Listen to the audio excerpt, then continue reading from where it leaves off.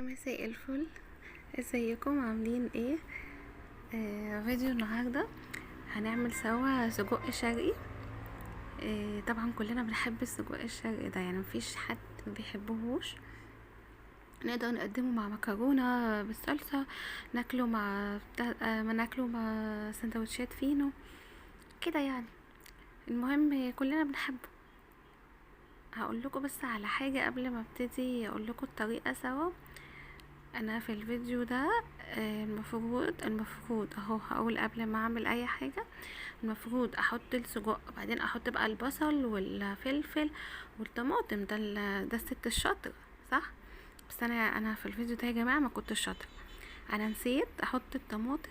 انا حطيت البصل وحطيت الفلفل، ونسيت خالص خالص ان في حاجه اسمها طماطم تتحط والله. ولا جه على بالي خالص يعني. فانا حبيت اقول يعني غلطتي قبل ما حد يقول لي انت ايه ده انت بتحطي طماطم بعديها. فاهو انا قلت دي غلطة عادي، كلنا بنغلط وكلنا بننسى صح. السجق اهو عندنا. ده السجق الشرقي ومتبل. يعني انا جايباه هو اصلا متبل، فانت لازم تسألي في الموضوع ده. فانا هنا غسلته كويس وصفيته، وكل اللي بعمله بجيب طاسه على النار واحطه فيها زي ما انتوا شايفين كده، وافضل اقلب فيه. هو بينزل بقى ايه؟ البهاريز كده بتاعته. فهو ولا بيحتاج ولا زيت ولا زبده. وهنا انا قطعته، اللي مش حابب يقطعه انا قطعته زي ما انا كده بالمعلقه، مش حابب يقطعه براحتكم على حسب كل واحد وذوقه. ادي البصل اهو. البصل اهو انا بشراه. البصل على حسب طبعا كميه السجق اللي هتعمليها، والفلفل كذلك. وادي الفلفل قطعته وتمام، الدنيا تمام اهو. المفروض بقى المكون التالت الطماطم، فانا ما عملتش ده. يعني نسيت خالص ان في حاجه كائن اسمه طماطم في الحياه كده المفروض يتحط.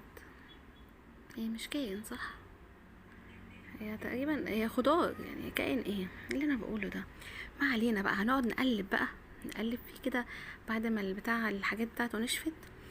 وهنا انا حطيت معلقه توم باودر صغيره ومعلقه بصل باودر صغيره. مش هنحط حاجه، انا مش هحط حاجه كتير، توابل كتير. ودي كده نص معلقه بابريكا وبس. ودي الكاتشب هحطه، كاتشب بقى او صلصه انتي وذوقك، مفيش اي مشكله، بس عشان يحمر كده اللون شويه وبس. فانا مش هحط توابل تانية غير معلقه توم باودر وبصل باودر ونص معلقه بابريكا وبس. ليه؟ لاني السجق انا جايباه متبل يا جماعه، متبل وطعمه لذيذ ومش محتاج ولا ملح ولا محتاج اي حاجه خالص. فانت لازم تبقي متاكده من النقطه دي كويس قوي عشان السجق يطلع معاكي مظبوط. وهفضل بقى كده اقلب فيه على النار وبس دقيقتين، والمفروض هيستوي. ادي الطماطم بقى اللي هي انا حطيتها في الاخر، اللي انا نسيت يعني. افتكرت بقى ان ايه ده انا يا جماعه لازم احط طماطم.